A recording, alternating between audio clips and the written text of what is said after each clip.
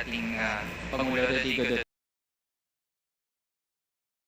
Duterte. Gusto po natin i-confirm kung totoo na matapos mag-testify dito sa Quad Committee si retired Colonel or dating Colonel Rowena Garma, totoo pa na tumawag si dating Pangulong Rodrigo Duterte sa kanya para ipaliwanag kung bakit INC members kagaya ni Colonel Leonardo ang mainam na ilagay sa key roles dun sa war on drugs. I will not do it, and I will never do it, and I did not do it. Hindi ako explain sa pulis kung ano ang ginawa niya. Ikaw ang managot niyan, hindi ako. Kung may order ako sa pulis, gawin mo yan. At pagka pumutok yan, iyo yan. Huwag mo akong turuin dito kasi trabaho mo yan as a pulis. Sabi ko nga, 2 taon ako nagturo sa Police Academy, including criminal procedure and evidence. Hindi lang sophisticated, raw lecture lang. Pero hindi ako nagsabi ng turo na gano'n ka stupid. I mean, you should maybe medyo kabulin mo ang utak ko, Patrick. Hindi ako ang presidente kung hindi ako. Mr. Chair, linawin ko lang yung tanong. Yung tanong ko po ay kung totoo ba na tinawagan ng dating Pangulo si Colonel Garma matapos mag-testify ni Colonel Garma dito sa Quad Committee. Hindi na. Bakit ko siya tanungin? Sarili niya yung trabaho. Siya managot. Why would I call anybody? You are a policeman, policewoman, do your duty. Kung nagkaletse-letse yan, you explain to the judge. And if you are not clear by the court and you go to jail, that is your duty, that is your destiny. Mr. Chair, karugtong po niyan, tama po ba na pinaliwanag na kaya napili si Colonel Leonardo para sa isang key role doon sa war on drugs ay dahil mapagkakatiwalaan siya sa pera? I do not give money to people. Wala nga ako money, pati pagsayangan niyang, alam mo, kung may pera man ako sa government, another price for me. Yung police, kung may operation, magsabi sila, bigyan ko. That's the most that they can do. Kasi magsabi, out of the province, out of the city, we would need gasoline.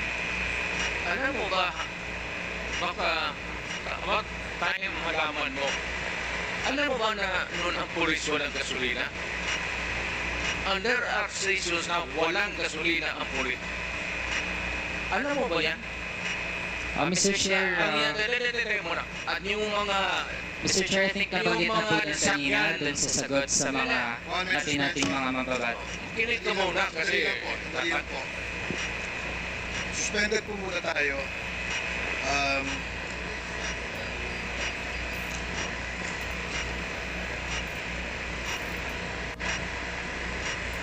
Person and our Mr. Chair. Mr. Chair, sa dating hearings ng Quad Committee, retired Police Colonel Edelberto Leonardo confirmed na merong reward scheme for police personnel under the drug war of former President Rodrigo Duterte. At meron din pong isang interview mismo sa dating Pangulo na kaya gusto niya INC yung merong key roles sa drug war ay dahil nga kapag INC daw mapagkakatiwalaan sa pera. So gusto po nating ma-confirm, given the presence of the former President, kung totoo yun na INC yung mapagkakatiwalaan sa pera para dun sa reward system.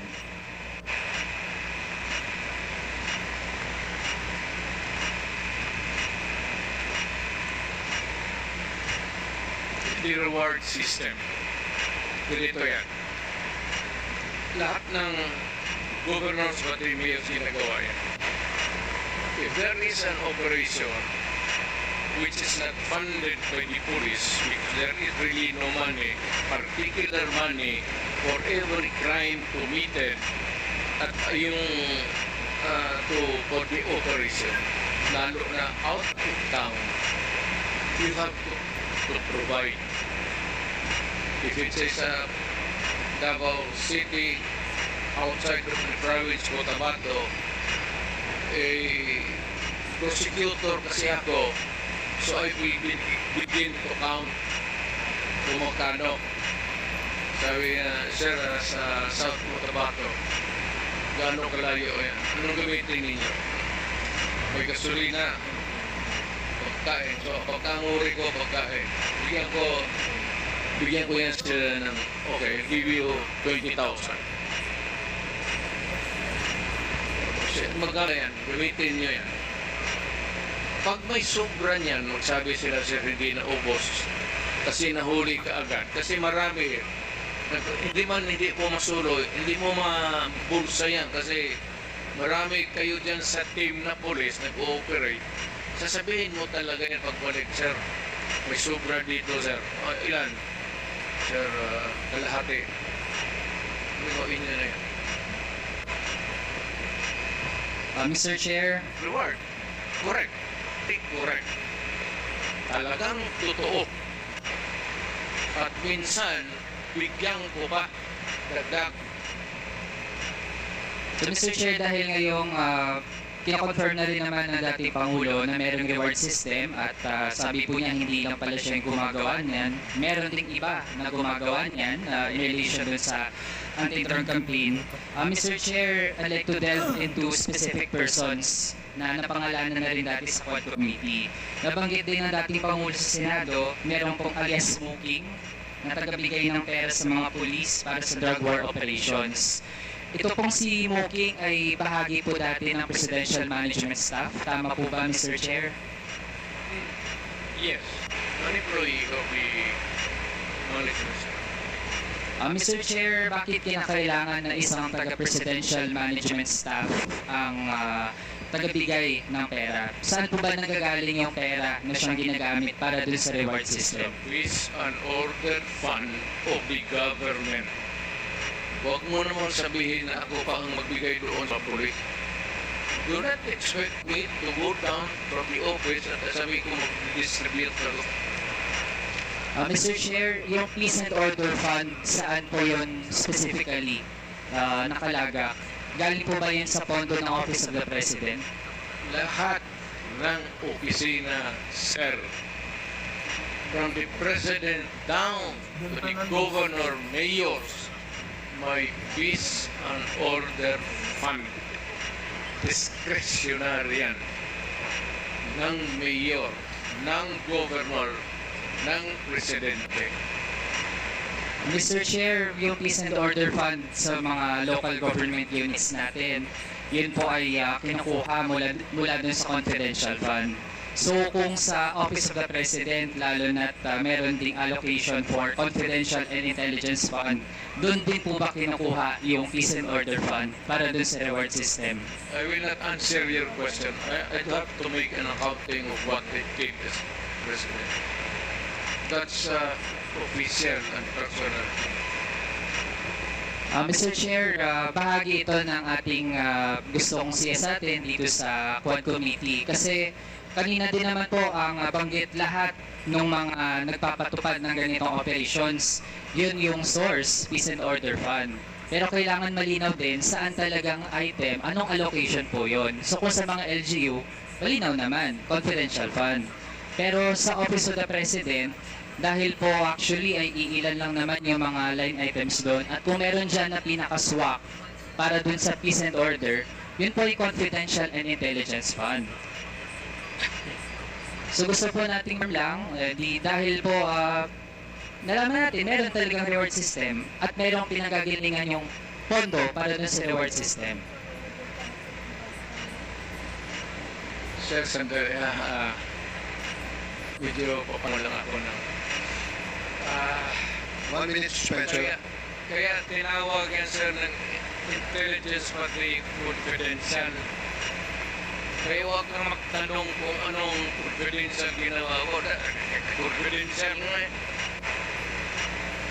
I am protecting the interest of the Republic when I dispense confidential fund to the military.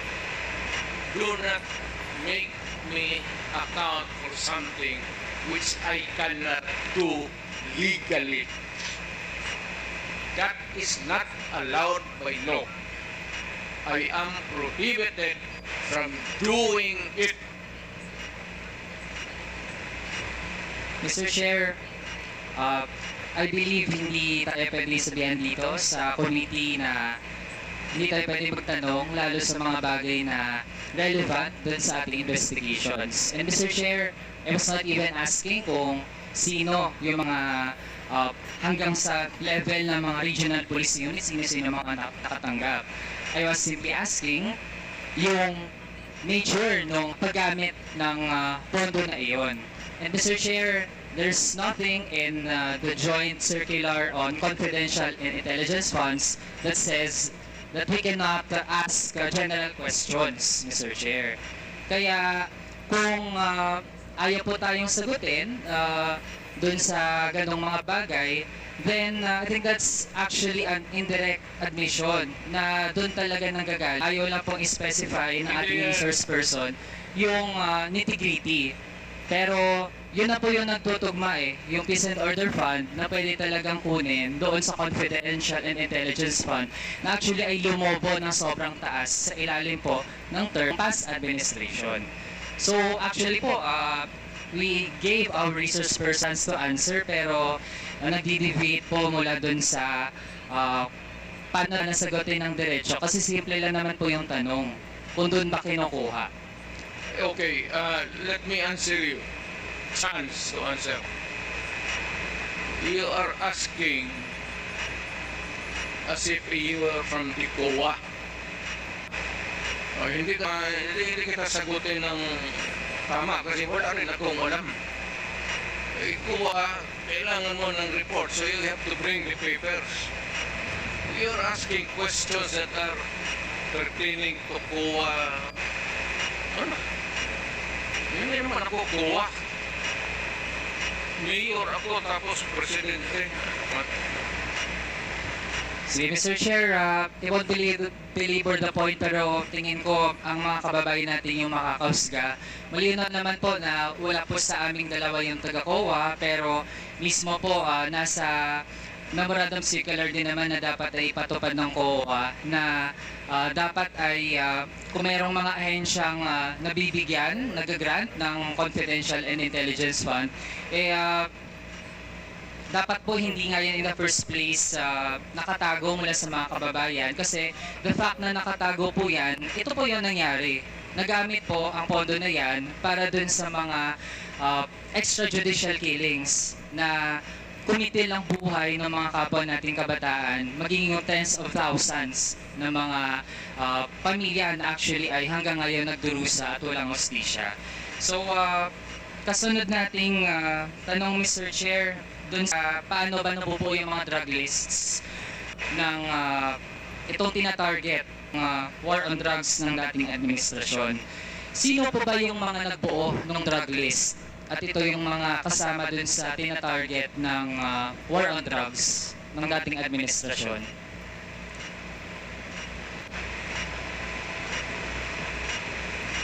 Drug list, it has to come. Hindi naman sa department store yan. It has to come from the police doing the undercover. Mr. Chair, yung mga napangalanan dati dito sa Quad Committee kagaya ni na Colonel Leonardo, bahagi ba sila ng mga nagbuo nitong drug list? I don't know where hindi ko alam ang niya in particular. I only know that he's a policeman. Pero kung nagtatanong kung saan siya galing, from where, kung saan siya nagtrabaho from one unit to another, in the course of their being a policeman. Marami yan silang ginaanan. They adapt just their diretso. So, yung tinanong mo should be answered by Leonardo, not me. Mr. Chair, lalo na't ang drug war ay ang number one reference nito ang pronouncements ng Pangulo. Kaya po, we have every right to ask our resource person tungkol dun sa pagbubuo ng mga drug list. Mr. Chair, ano po ang vetting process bago ma-finalize yung mga drug list? Ano po pinagdadaanan? Halimbawa, may nagsabi, ito, involved to sa kalakaran ng droga. Paano po natitiyak na yung final na version ng listahan, yun talaga yung mga merong sapat na batayan dun sa listahan? Wala akong vetting committee as president or mayor. Trabaho ng pulis yan. Hayaan mo sila sa trabaho nila. Tama man o mali, kanila yan. Ako dito sa aking trabaho, tama o mali, sagot ko. Pero yung vetting, bakit? What? Ang mayor mag-vet pa? You to say that I have to tatanong pa ako ulit to make a second investigation or a second guess? Do you expect me to do that? Mr. Chair, Wala ka bang mayor na kilala? Magtanong ko muna. Mr. Chair, exactly, precisely, kaya po tayo nagtatanong kasi kung walang vetting process, edi paano po yun kapag meron palang nasama? Sinama lang halimbawa ng isang pulis dahil tingin niya mataas yung reward, kaya mainam na patayin nila yun kasi sasabihin lang ng dati Pangulo na siya bahala. Tapos pag napatay, makiklaim yung reward at okay lang kasi hindi talaga na-check kung yun ba talaga ay merong key role dun sa illegal drug trade. So Mr. Chair, sabi din po kanina kasi yung mga high value targets, yun talaga ang dapat mangyari dun, patayin. So Mr. Chair, gusto na alaman, lahat po ba ng mga high value targets dun sa drug list, lahat po ba yun ay merong unlawful aggression na ginawa noong sila ay gustong tugisin ng pulis?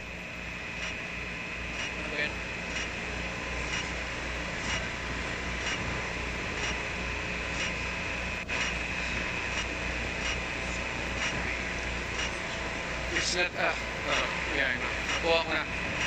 Pili kasi ako sa ulan eh. Ulan ba yan? Kaya kita mo, ulan ka na. Yung hindi ko trabaho yan. Hindi trabaho ng presidente, hindi trabaho ng mayor. I do not have that kind of duty. Kaya ako may military na presidente, may pulis. Anong mayor ako, may pulis ako. Yun ang trabaho nila. Ang trabaho nila, the end game is really to produce the name of persons who are in the drug industry. Kaya dito sa Manila, when I became president, Mr. Chair, nag-debate na po dun sa do not tinatanong interrupt me natin. because I am answering Mr. Chair, the the answer question. is not directly in line with the May I also question. mention,